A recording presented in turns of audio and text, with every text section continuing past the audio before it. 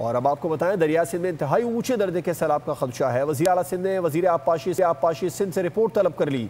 सखर सिंध में कितने पानी बंद हसास हैं, और वज़ीर आला सिंध ने मजीद कहा कि हसास बंदों के लिए क्या हिफाजती इक़दाम किए जा रहे हैं। वज़ीर आला ने इस्तफसार किया और कहा, सैलाबी रेले से हिफाजती बंदों की हर मुमकिन हिफाजत की जाए।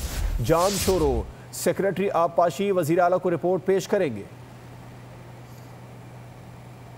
दरिया सिंध में इंतहाई ऊंचे दर्जे के सैलाब का खदशा है। वज़ीर आला सिंध ने वज़ीर आबपाशी सिंध से रिपोर्ट तलब कर ली है और पूछा है कि सिंध में कितने दरियाई बंद हसास हैं, हसास बंदों के लिए क्या हिफाजती इक़दाम किए जा रहे हैं। वज़ीर आला ने इस्तफसार किया और कहा कि सैलाबी रेले से हिफाजती बंदों की हर मुमकिन हिफाजत की जाएगी। इसके अलावा उन्होंने कहा, जाम खान शोरो सेक्रेटरी आबपाशी और वज़ीर आला को रिपोर्ट भी पेश करने की हिदायत जारी कर दी है। सेक्रेटरी आबपाशी वज़ीर आला को रिपोर्ट पेश करेंगे।